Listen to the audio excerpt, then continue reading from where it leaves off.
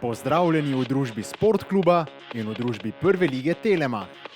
Slovenski prvoligaški nogomet je na zasluženem zimskem počitku, novo epizodo magazina Podprečko pa smo zato izkoristili za analizo jesenskega dela Prve lige Telema. Kaj nas čaka tokrat? Daljšo analizo smo opravili s trenerjem in našim strokovnim sodelavcem Agronom Šaljo. Poklicali smo tudi Jerneja Flisarja, ki smo ga v magazinu že predstavili. Jernej je pripravil nekatere najzanimivejše statistične podatke za posameznike v jesenskem delu Prve lige Telema. Za konec pa vam bomo predstavili še jagodni izbor najlepših golov Podprečko, za katere lahko do konca premora za našo tedensko oddajo Podprečko glasujete na Sportklubovi spletni strani.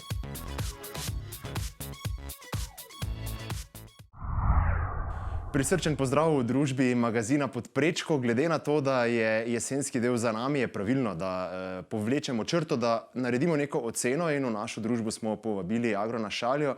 Agron, prisrčen pozdrav. Velikokrat ste bili z nami v tej sezoni na tekmah, tako da ste tudi spremljali večino tekem, najverjetneje tudi doma, vse preostale.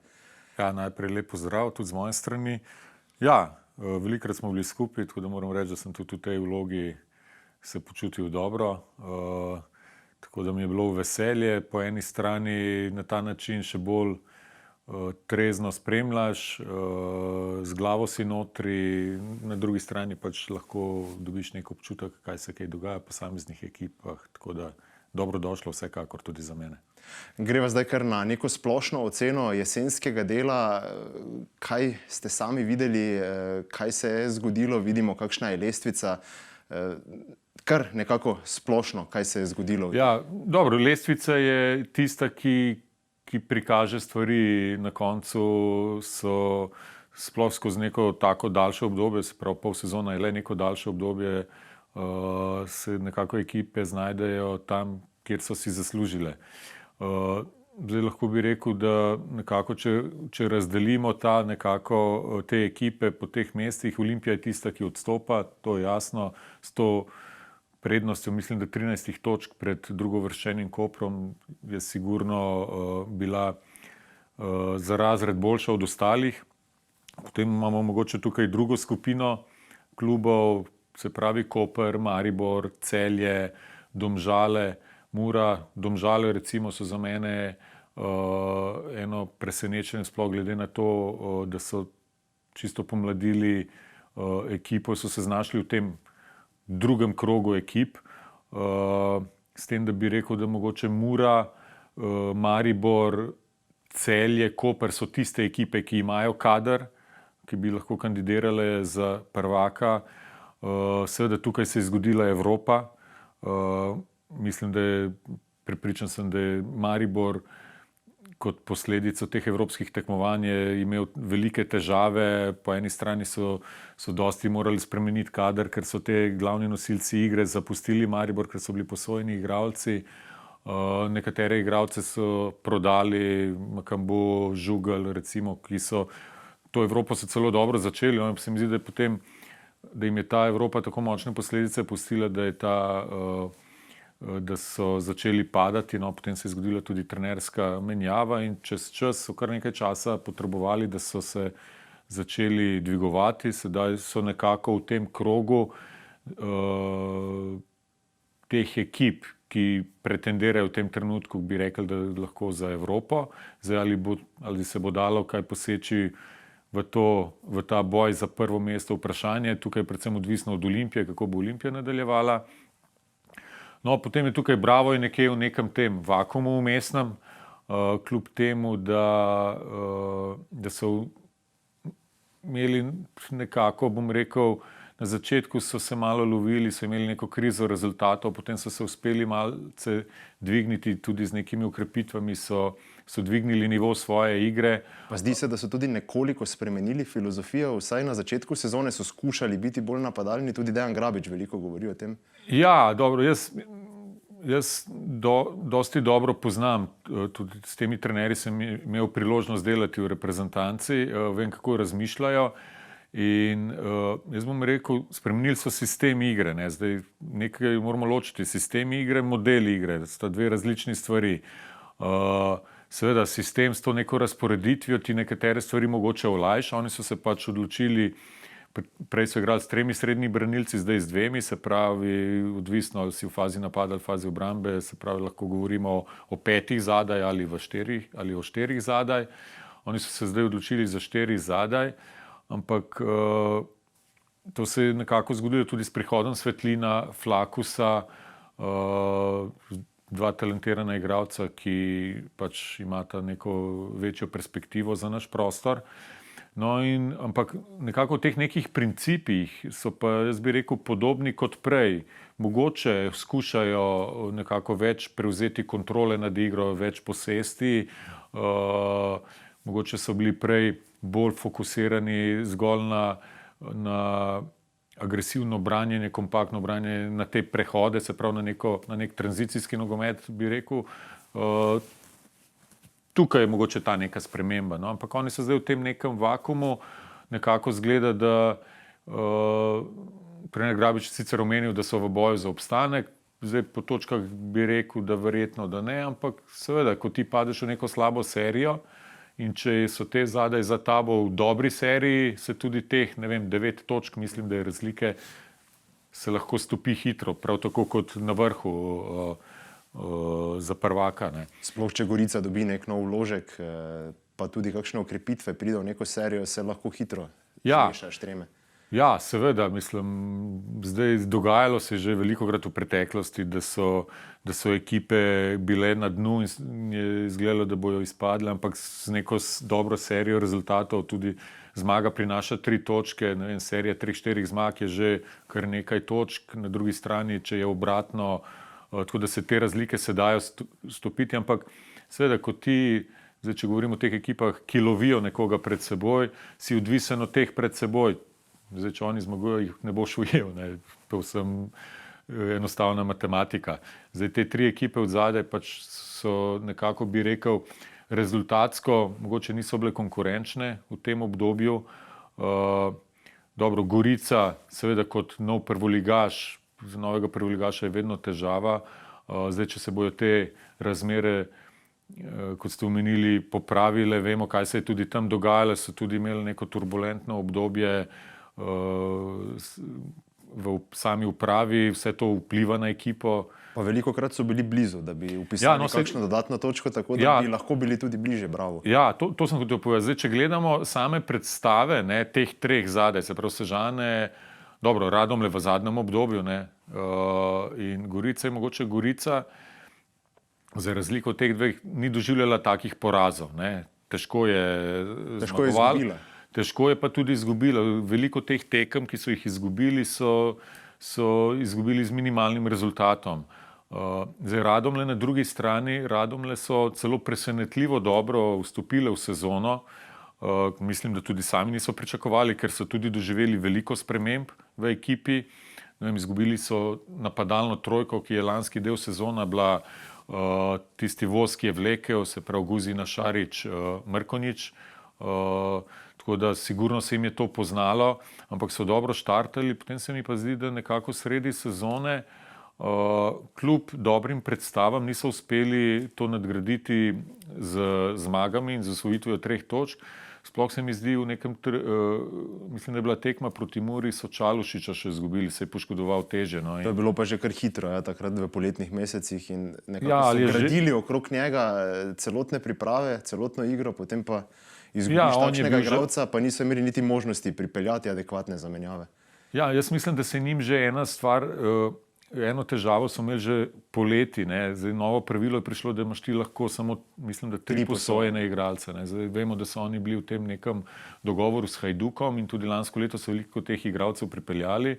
To je bila ena težava, ki jim ni šla na roko, ne. Pač glede na lansko sezono, ne. Ja, s poškodbo Čalušiča so izgubili igralca, ki je imel velik vpliv v tej ekipi. Lansko sezono je bil eden ključnih igralcev, poleg teh napadalnih 3, ki sem jih že prej omenil. Tako da to so neke stvari in potem, če te še kljub dobrim igram, jaz sem tudi par tekem uživo uspel pogledati, so dobro igrali, niso uspeli zmagati na teh tekmah in potem se zna zgoditi, da padeš v črno luknjo. Padeš v neko luknjo, ne vem, vprašanje potem, kaj se dogaja vse okrog kluba. Zdelo se je, da je Nermin Bašić na varnem, ne? Ampak vseeno potem takšni rezultati, več porazov z ogromno prejetimi goli, 7-0 na koncu, to pa je potem nekaj, kar trener težko preživi. Ja, seveda, zdaj na varnem si, dokler imaš dobre rezultate, pač to je dejstvo, tako to funkcionira. Kot napadalec, dokler dosega gole, je na varnem. Ja, seveda. Ampak to sem hotel reči, da ne vem, kaj se jim je potem zgodilo, no, da so, ker tudi, ne vem, v prvi polovici sezone, tudi če so izgubili, so bili konkurenčni, no, zdaj v zadnjih tekmah so pa doživeli par takih porazov, ki seveda si jih ne želi noben, prav tako Sežana je tudi v nekem delu nekako je izgledalo, da ne vem, zdaj vsako sezono nekako je občutek, da Sežana bo pa padla, ampak se nekako vedno se uspela pobrati. Sicer lansko leto v dodatnih kvalifikacijah so si zagotovili ta obstanek, no letos pa kaže nekako, da sigurno niso bili konkurenčni. No. To tudi potrjujejo te zadnji rezultati, te visoki porazi. Tako da to je nekako, bi rekel, nek rezime in tablica je tista, ki na koncu pove. No. Gremo zdaj morda na presenečenja, razočaranja. Če gledava ekipno, tako na prvo žogo je najverjetneje Olimpija vseeno najbolj prijetno presenečenje. Ja, definitivno bi tudi jaz rekel Olimpija. Zdaj, če se spomnimo tistega poletnega obdobja, kaj se je dogajalo vse pri njih, ne bi nihče pričakoval, da bi zdaj rekli, da se je kader nekako, da so pripeljali ne vem kakšne ukrepitve, tudi ne, čeprav se je, ne vem, izkazalo, da en prihod Dofa jim je prinesel ogromno, tudi kasneje Pedra, recimo, so s temi nekimi igralci zadeli. Ampak zanimivo je, kako je ta vzpon njihov se začel. Eno je prihod trenerja Riere, ki je nedvomno prinesel ogromno tej ekipi, sploh če vemo, da je to trener, ki še nikoli prej ni delal kot glavni trener, da je to prva njegova izkušnja, pokazal veliko nekega strokovnega znanja, uspel ustvariti neko dobro kemijo. Ja, tudi dober psiholog mora biti, ne glede na vse dogodke, ki so se dogajali okrog. Ja, tako zdaj, seveda, tako izpade, ampak še enkrat moramo vedeti, trener je dober psiholog, dokler zmaguje. Ne? Zdaj, ko se obratno začne dogajati, se hitro najdejo tudi te pomanjkljivosti v trenerju, tako da seveda je vsakemu trenerju laže, ko gre zgodba navzgor, ampak zato, da gre zgodba navzgor, mora trener sigurno doprinesti temu in on definitivno je. To je ena stvar, recimo, on je ta, ki je sigurno tukaj veliko prenesel. Zelo veliko presenečenje Vidovšek v vratih. Vidovšek ni branil, ne vem, mislim, da dve sezoni sigurno.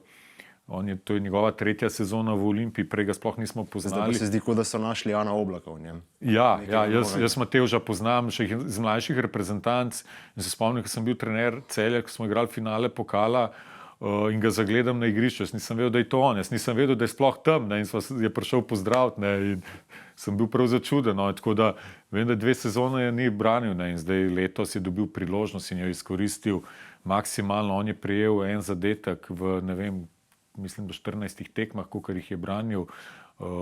Podiral je rekorde kot za šalo. Ja, in tudi v tistem začetnem obdobju, ki je ključno, ne, za eno ekipo, da se uspe dvigniti in da dobi potem samozavest, da pade v neko pozitivno serijo, je on bil ta, ki je vlekel na začetku ta voz in reševal Olimpijo na teh uvodnih tekmah. Dobro, na koncu moraš ti zmagati, je treba tudi pokazati, s tem pokažeš tudi če ne igraš, ne vem, perfektno pokažeš s tem neko zmagovalno miselnost, karakter, ki na koncu odloča. In oni so tukaj se začeli dvigovati in ta zgodba se je razvijala, ta kvaliteta iger se je dvigovala.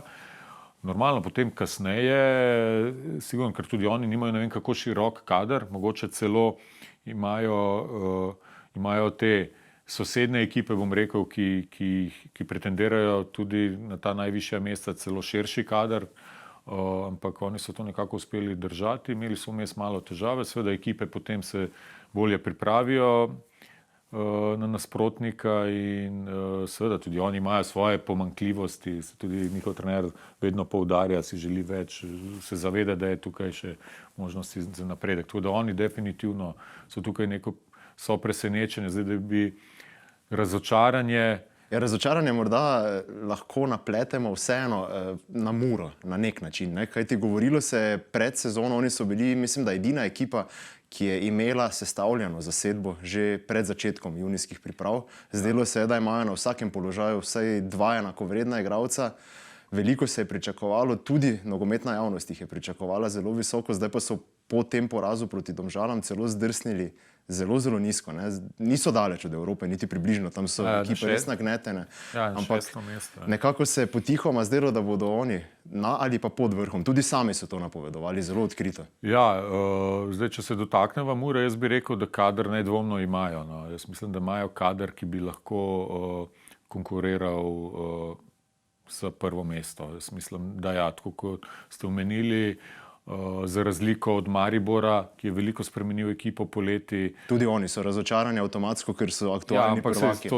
To sva se že prej dotaknila. Zdaj, v tem, če bi rekli, v tem uvodnem obdobju, sigurno so bili oni tisti, ki so bili največje razočarani, ampak se je veliko stvari tam zgodilo in težko je za vsako ekipo, kljub temu, da je to Maribor, ko ti izgubiš, ne vem, 3 glavne igralce, ki so ti prinesli naslov prvaka lansko sezono in jih nadomestiš, tukaj moraš imeti res srečo ali biti toliko prej že pripravljen, da s tem res dobrim skautingom pripelješ dobre igralce. Zdaj, seveda, mi nismo tukaj, nismo angleški klubi, da lahko pripeljemo igralce za milijone. Pri nas nekako pridejo igralci, ki tudi ne igrajo v tujini, ne, in se vračajo. Potem to se je videlo na primer pri Baturini, ki je začel odlično, pri Božiču, ki je začel odlično, potem pa sta oba se iztrošila, pa se še poškodovala. Moramo vedeti, da so to tudi mladi igralci. Ne. To so mladi igralci. Zdaj, Baturina je takrat opozoril nase v Bravu. Ne. Seveda je tudi razlika, igraš ti za Bravo ali igraš za Maribor. Igranje za Maribor prinaša dosti večji pritisk, se pravi, tukaj odloča tudi ta neka osebnost posameznega igralca, mentalna moč. On je po Bravu imel slabo izkušnjo na Madžarskem, ni igral in ta tekmovalni ritem za igralca je zelo pomemben. Zdaj, če ti nisi v tem ritmu, seveda potrebuješ nekaj časa, eno potem prinese še adaptacija na neko novo sredino. Potem pa še kot napadalec na svoji prvi tekmi na Evropski za Maribor, mislim, da zgrešil 2 situaciji 1-1, kar je za psiho še toliko slabše. Ja. Seveda, čeprav potem je uspel tudi zadeti, takrat je tudi... Ja, on jih je v bistvu popeljal naprej v Turčiji proti Soligorsku, ampak vseeno se je zdelo, da pa je načet že tudi po tisti tekmi. Tudi zato je Radovan menjal 10 igralcev proti Radomlju. Takrat je bilo dobro, mislim, da je tudi Karanović takrat stopil v bran njemu, se izpostavil in mu izkazal podporo, kar je zelo pomembno in se mi zdi, da je potem on kljub temu uspel zadeti neke zadetke, no, ampak kasneje se je tudi poškodoval, seveda vse to potem vpliva na neko posamezno formo igralca, ampak celotna ekipa je v tem obdobju slabo delovala in te evropske tekme... S Krznarjem mi je trener Maribora nekako dal najboljše, da sem se zavedal, kaj se je dogajalo. Maribor nikoli ni bil navajen izgubljati. Sploh ni bil nikoli še na zadnjem mestu nekako v zadnjem obdobju, ne, v tem najuspešnejšem, in je rekel, da dejansko niti ni bilo znanja tudi pri njemu, ko je prišel, kako rešiti to situacijo, ker je nihče ni poznal. Tako da tudi to je najverjetneje veliko vplivalo na to. Ja, seveda, tudi on je prišel iz neke sredine, kjer je bil vajen biti vedno v vrhu. Ne. Ja, to so težki trenutki, težke situacije. V teh trenutkih je pomembno, da se ekipi zagotovi čim večji mir, ker druge ni. Seveda potrebno je vsak dan maksimalno delati, se truditi in nekako iz te luknje priti ven. Oni so zdaj v tem zadnjem obdobju uspeli priti ven. Je pa seveda Evropa prinese svoje. Ti igraš vsake 3 dni tekme, igraš tekme, ki so na višjem nivoju. Pa še trenirati ne moreš, da bi se uigral. Moraš trenirati, ta poletni čas je kratek, za njim se je zgodila najprej euforija, so bili prvaki. Šli naprej, si zagotovili še 6 tekem. Pričakovanja visoka in potem, ko to ne steče tako, kot je seveda takrat potrebuješ ljudi. Ja, navijači hitro pozabijo, kdo je poškodovan, kdo manjka. Ne? Tam se gledajo samo nekako rezultat in podoba. Navijači so seveda... Je čustveni, ne? Ja, to je povsem razumljivo, no, ampak zdaj normalno ljudje, ki pa vodijo klub, pač zato je pomembno, da so takrat ljudje trezni, da znajo oceniti, da znajo strokovno tudi oceniti, kaj se dogaja, zakaj se kaj zgodi, da neko pravo analizo in da potem peljejo stvar naprej. Ne. Zdaj seveda na koncu se velikokrat zgodi, da je trener tisti, ki plača ceh, ampak to je povsod po svetu in Maribor je uspel to prebroditi, se dvigniti v zadnjem obdobju, kaže veliko boljše predstave, dosegel nekaj dobrih rezultatov. Ta neka negativna energija, ki se je takrat ustvarila, se je pretvorila v pozitivno, sploh se mi zdi s prihodom Iličiča. No, to sem ravno želel. Jojo s tem pač svojim bom rekel, imenom in z vsem, kar sodi okrog njega, je uspel to nekako dvigniti. Publika se je dvignila v Mariboru. Pač vemo, da je Maribor ima to maso ljudi za seboj, ki zna potegniti ekipo naprej. Videli smo proti Muri, ko je Josip prvič dobil priložnost. Kakšen praznik je to v bistvu? Ja, to je prav praznik, dobesedno. Pa daleč od tega, da je to nekako realen pokazatelj, česa je Mura zmožna. Ja, zdaj seveda tekme znajo biti drugačne. Zdaj, težko je po eni tekmi oceniti, sigurno Mura na tej tekmi je bila pod svojim nivojem, sploh potem po izključitvi. Zdelo se je, kot da so pod vtisom vsi. Tudi pri igralcih mlajših se je videlo, ko je Josip prišel na zelenico. Spomnim se enega štarta, kaj je Cipota, ko je kar žogo poslal z igrišča, pa vsi vemo, da je z žogo odličen. Nekoč je igral tudi v napadu. Ja. Ja, Jojo je pač nekaj posebenega. Zdaj, taki igralci se ne rodijo vsak dan. Za njega lahko po znanju, po talentu primerjamo z največjimi in sigurno zdaj. To tudi garderobi prinese ogromno, ne? Še posebej tem mladim fantom. Ja, definitivno. On je po drugi strani je pa skromen fant, ni nadut fant in je pozitiven in tudi meni je bilo všeč tudi kaj je izjavljal, ko je prišel tja, ne? Tukaj je pač pokazal to neko svojo osebnost, ki jo ima pozitivno. On zdaj sigurno, če se bo uspel fizično pripraviti, bo itak nekdo, ki bo delal lahko veliko razliko. Pa še reklama za našo ligo, vsekakor. Vsaka njegova poteza bo šla na internet. Tudi v Evropi se ko je dobil priložnost, je takoj vsi italijanski mediji. On je veliko ime, on je znano ime tudi v Evropi, no, ampak hotel sem povedati to, da bo tudi v tej garderobi tem ostalim soigralcem lahko v veliko pomoč. No.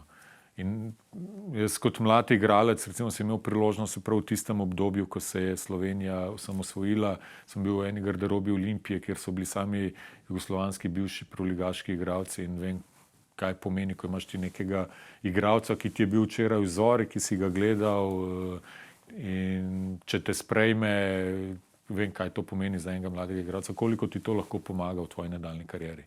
Dve stvari še malo za obdelati. Zdaj lahko greva nekako kar nadaljevati ta pogovor. Ne? Rekla sva, Dofo pri Olimpiji je bil nek najvplivnejši, nekako pa Svit Sešljar seveda pri Mariboru. Je lahko zdaj Josip v nadaljevanju? Kaj pa morda še ti drugi klubi, ki so tam nekje do 5., 6. mesta, ki so izenačeni? Kdo je bil nekako tisti, ki je najbolj opozoril nase? Morda v jesenskem. Ja, tako kot ste že omenili, no, zdaj na Olimpiji je recimo za mene Dofo res bil en teh igralcev, ki je prinesel veliko stabilnost tej ekipi, kar se ritma igre tiče, kar se nekih delov igre tiče, ko je treba priti mogoče v defenzivo. Ta nek balans, ta, bom rekel, številka 6, ta zadnji vezni igralec, ki je zelo pomemben. On je tukaj res bil nedvomno na tej poziciji celo, bi rekel, najboljši igralec cele lige. Sešljar, sigurno odlične igre, velik napredek. Mislim, da je največ zadetkov dosegal. Bliža se reprezentančnemu nivoju, dejansko članskemu. Ja, sigurno. Mislim, eden najboljših igralcev pol sezone, sigurno, če gledamo celo ligo. Tukaj bi omenil tudi Kvesiča pri Olimpiji. Pa Vidovška sva že omenila. Vidovška sva že prej omenila, Elšnika tudi. Zdaj, Elšnik bi jaz rekel, da je sposoben ogromno. Zdaj v tej sezoni vseeno v nekaterih tekmah mogoče malce zanihal, ampak na koncu, če potegnem črto, celo pol sezono je odigral dobro. Zdaj, če greja naprej, v Kopru recimo bi bila za mene Kotnik Osuđi. Osudžija se po mojem premalo omenja. To je, jaz ne vem, če on eno slabo tekmo odigral, zelo stabilen igralec, ki ga... Predvsej nazaj se je povlekel, ne? Ni več toliko pri golu, zdaj na sredini veliko gara. To sem hotel povedati. Kamorkoli ga trener postavi, ali je to kot prvi napadalec, ali je recimo v 4-3-3 ta krilni, ali je kot nek vezni, ali kot ta neka desetka, kot nek ofenzivni vezni na vseh pozicijah, odigra konstantno. Za mene je odličen igralec in eden pomembnejših igralcev Kopra definitivno. Če grejo naprej, v Celju bi omenil Ikvemesija, sigurno v tem nekem začetnem obdobju Celja, ko niso štartali dobro, je potem on bil ta, ki je prinesel to neko kvaliteto igre v napadu, nekatere tekme, ne samo s svojimi goli, ampak tudi samo igro. Ta igra njihova se je potem dosti zanašala na njega, on zna to žogo zadržati, zna pobegniti v prostor, svojo fiziko. Pa tudi odlične podaje, ima žogo zna igrati. Zdelo se je svoj čas tam avgusta, septembra, da je dejansko najboljši napadalec lige, dokler niso prišle neke mini težave s poškodbami. Ja, dobro. Sigurno, on pa Daku, dva najboljša napadalca. Najkompletnejša. Ja. Se pravi Popoviča, da ne pozabimo omeniti Popovič. Tudi morda eden izmed boljših prestopov, kar se tiče slovenske lige v tej sezoni, ne Popovič. Ja, Popovič pač se vidi, da je mogoče vseeno nad nekim povprečjem našim po kvaliteti. Bil je tudi reprezentant, igralec, ki res zna brati igro, ki daje spet ritem igri, ki tehnično zelo dobro podkovan, z odličnimi podajami, vsaka njegova žoga najde cilj, tako da definitivno ona dva recimo bi jo lahko izpostavil v tej igri Celja. Pri Muri ste že izpostavili Dakoja? Pri Muri Daku in Cipot. Moramo omeniti Cipota, pokazal velik napredek tudi kljub svoji mladosti, to je 19-letni fant, pokazal letos zrelost, sploh se mi zdi v teh nekih tekmah, ko je bil nekako pozicioniran mogoče malce bliže golu.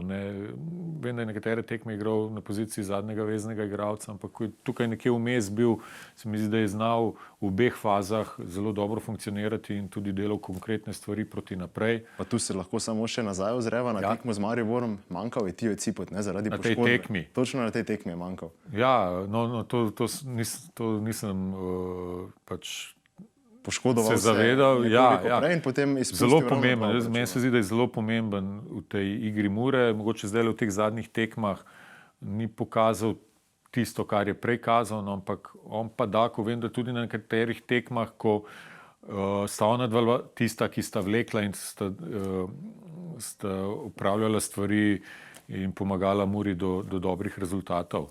Pa še Domžale ne smeva izpustiti v tej boju. Tu se pa meni nekako ponuja Durdov, tudi ena izmed neverjetnih. Zdaj zelo dobra ukrepitev.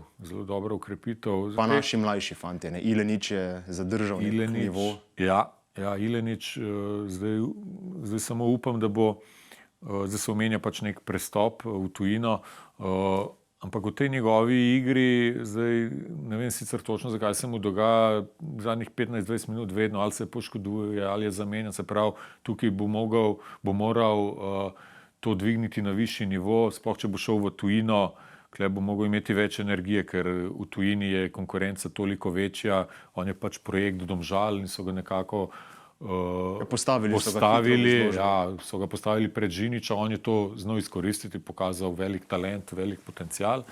ampak bo moral tukaj napraviti napredek, sploh če bo hotel obstati v tujini, ker vidimo, kaj se dogaja. Ne vem, recimo zdaj, če smo omenjali te boljše igralce, imamo na drugi strani recimo pri Kopru 2 igralca, ki sta kazala veliko perspektivo, Kolobarič, Laci. Kolobarič je celo ostal brez gola, Laci pa se bo vrnil v AEK, kakor govorijo, da ni zadovoljil apetita. Ne, ni, seveda, se ne vem, koliko tekem je sploh odigral. Jaz se spomnim ene tekme, da je odigral, vem, da je bil na tej tekmi zamenjan.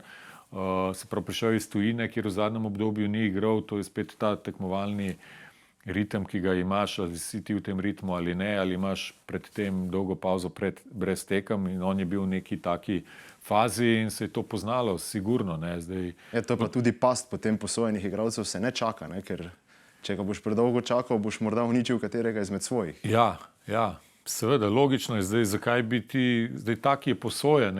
Mora biti dodana vrednost. Vedno je najboljše, da nimaš posojenega igralca, ne, ker to se je Mariboru zgodilo, da je potem izgubil te posojene igralce in je seveda težava, če ti nimaš drugega, ki takoj lahko to nadomesti. Ne.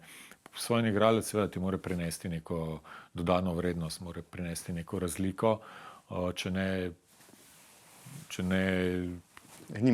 nima smisla, je boljše, da tvoj igralec igra in pač si z njim potrpežljiv in lahko pričakuješ, da bo vedno boljši. No, zdaj pa nama je ostalo samo za konec vprašanje, ali lahko kdo ujame Olimpijo, pa morda kdo bo reševal sezono, kar se tiče Evrope skozi pokal. Kar se tiče tega prvega mesta, tako kot smo že prej omenili, jaz mislim, da Maribor, Koper, Celje, Mura imajo kader, Domžale mislim, da ne. Domžale so že s tem imele zelo dobro sezono, so na nek način tudi presenetile in so nedvomno v borbi za Evropo. Se pravi, te ekipe bi rekel, ki po kvaliteti kadra bi lahko kandidirale, tako kot sva že prej omenila. Zdaj pa seveda, glede na to... Mura pa je tu pod pritiskom, ne? Iz pokala je izpadla proti Celju, tako da samo prvenstvo prinaša evropsko stopnico. Mura je edina od teh ekip, ostale lahko še preko pokala. Dobro, ampak te ekipe sigurno se bojo borile za Evropo. Zdaj, kar se tiče, če se vrneva na vprašanje, kar se tiče borbe za prvaka, seveda zdaj ni odvisno samo od njih, ne? Zdaj je odvisno od Olimpije.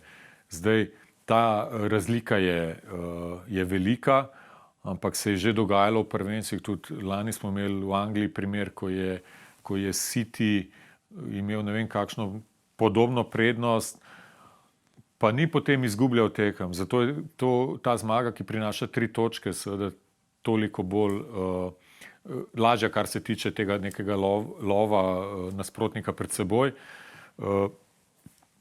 Odvisno je seveda, če bo Olimpija kiksala, te ekipe, če bojo v nekaj neverjetni seriji zmag, se potem lahko ta prednost stopi.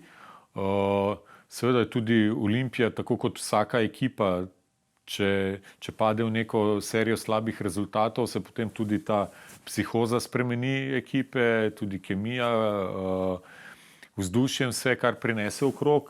Rata ekipa mogoče nesigurna, ampak dobro, v tem trenutku izgleda, da težko. Še enkrat ponavljam, ob slabši seriji rezultatov Olimpije, na drugi strani pa odlični seriji teh ekip, ki so za njimi, se pravi Kopra, Celja, ne vem, Maribora, potem se lahko kaj zgodi. Drugače pa težko, mislim. Da. Zagotovo pa bo zanimivo. Ja, definitivno. Zdaj na drugi strani imamo kle pač 3 ekipe, ki se bojo borile za obstanek. V tem trenutku Gorica kaže vseeno neko večjo stabilnost, ampak ta zimski prestopni rok oziroma zimska pauza je dolga, tukaj je zimski prestopni rok, veliko stvari se lahko spremeni. Tako da velikokrat se ta spomladanski del močno razlikuje od jesenskega, tako da marsikaj se lahko zgodi. No. Agron, hvala za to debato, hvala za vse ocene in se seveda vidimo v spomladanskem delu. Hvala za povabilo, tako da z veseljem.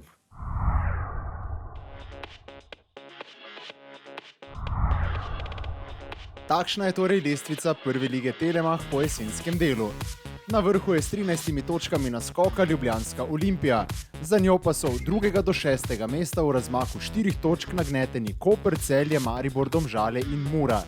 V spodnjem delu lestvice je za res na varnem le Bravo, medtem ko bodo Gorica, Kalce, Radomlje in Sežanski Tabor v spomladanskem delu bili neizprosen boj za obstanek.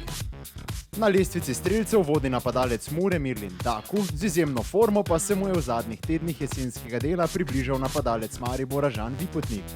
Najbližja zasledovalca vodilnemu dvojcu sta Andrej Kotnik iz Kopra in Svit Sešljar iz Olimpije. Med asistenti sta na vrhu dva člana Maribora. Marko Tolič je zbral 9 asistenc, Rok Kronaveter pa 8. Prav toliko jih je zbral še krilni napadalec Domžal Arnel Jakupovič. Zdaj pa se osredotočimo na nekoliko bolj prefinjene statistične podatke. Zanje je poskrbel Jernej Flisar, ki ste ga lahko spoznali v 3. epizodi magazina Podprečko. Za začetek vam razkrivamo zanimivo lestvico nogometašev, ki so v jesenskem delu zbrali največ podaj. Na vrhu je branilec Celja David Zec, sledi pa eden izmed motorjev Olimpijine igre Agustin Dofo, ki ga je v pregledu omenil tudi Agron Šalja. Če odštejemo branilce, ki podaje pridno zbirajo ob začetku napadov, lahko izpostavimo še kapetana zmajev Timija Maksa Elšnika, ki zaseda 6. mesto. Sledi lestvica igralcev, ki so jeseni največkrat streljali proti golu nasprotnika. Na vrhu je član Kopra Andrej Kotnik, ki je sezono začel odlično in bil dolgo tudi prvi strelec lige. Pričakovano je visoko Mustafa Nukić, zanimivo pa je, da je prvi strelec lige Mirlin Daku šele na 7. mestu, drugega strelca Žana Vipotnika pa na lestvici ne najdemo. Izredno zanimiva je tudi lestvica števila preigravanj v ligi in lestvica uspešnosti preigravanj, ki je odražena v odstotkih. Največ uspešnih preigravanj je zbral Andrej Kotnik, na 2. mestu pa je zdaj že nekdanji branilec Gorice Jošt Urbančič, ki bo kariero nadaljeval na Norveškem pri Vikingu. Med peterico najbolj izpostavljenih driblerjev jesenskega dela so še Dardan Šabanadžaj, Franko Kovačević in Binene Junior Gbamble. Pri uspešnosti preigravanj sta na vrhu dva Koprčana. Na lestvico so uvrščeni igralci z vsaj 20 poskusi preigravanj. Najuspešnejša sta Milan Šimčak in Omar Koreja, nato sledijo Alen Korošec, Justas Lasickas in Amar Beganović. Za konec igre številk smo pripravili še dva statistična sladkorčka. Na lestvici največ pričakovanih golov po strelih, to je podatek, ki ga bolje poznamo pod tujim izrazom expected goals, kraljuje Mustafa Nukić, ki bi moral biti posledično precej više na lestvici strelcev, a ga je tepla neučinkovitost. Med 5 najboljšimi so še Mirlin Daku, Žan Vipotnik, Andrej Kotnik in Ivan Durdov. Tudi pri pregledu najboljšega napadalnega prispevka iz podaj, ki ga po tujko poznamo pod izrazom expected threat, je na vrhu posameznik, ki ga je izpostavil Agron Šalja. Največ konkretnosti je v tem primeru pokazal vezist Celja Denis Popović. Med prvimi 5 so še Grigori Morozov, Timi Maks Elšnik, Luka Vešner Tičić in Mario Kvesić. Kaj nam je še preostalo? Preverimo jasno, kaj nas čaka v 21. krogu prve lige Telemach, ki se bo predvidoma nadaljevala 11. februarja. V 21. krogu bomo videli kar nekaj derbijev. Derbi za obstanek med Gorico in Radomljami, pa derbija za preboj v Evropo med Koprom in Mariborom ter Celjem in Muro. Videli bomo še ljubljanski derbi med Olimpijo in Pravom, čaka pa nas tudi obračun Domžal in Sežanskega Tabora. V spomladanskem delu bomo pospremili še zaključne boje pokala Pivovarna Union. V konkurenci je še 16 klubov, 7 iz prve lige, 7 iz druge lige in 2 tretje ligaša. Pokal se bo nadaljeval v drugem tednu marca.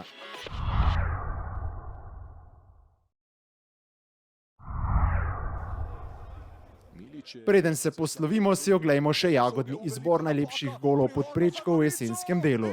Na vas je, da z glasovanjem na Sportklubovi spletni strani izberete zmagovalca. Minuta srečanja, Kranjc pa je odreagiral sijajno, poglejmo zdaj še enkrat, takole velika napaka Jakšiča.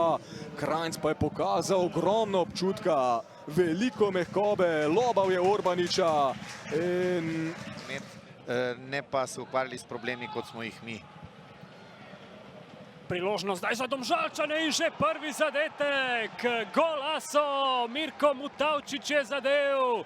Krasen zadetek Mirka Mutavčiča. Tako je, že v samih uvodnih sekundah tega srečanja smo videli, da bosta obe ekipi nekako visoko pritisnili. Šimkus si podpal prostor proti Mirlindu Dakuju, to je priložnost za kosovskega napadalca. Kakšen gol!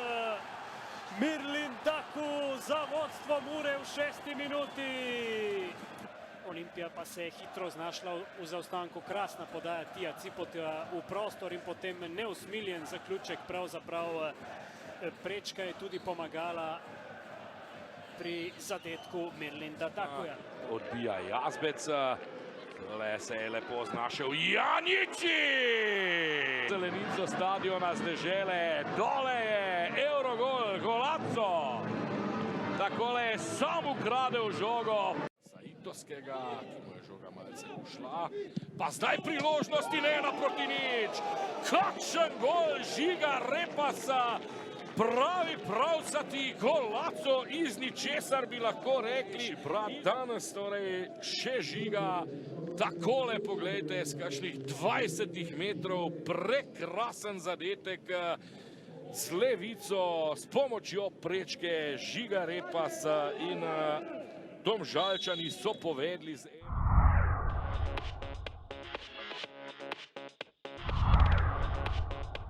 Tako, do konca smo pripeljali prvo epizodo magazina Pod prečko v letu 2023.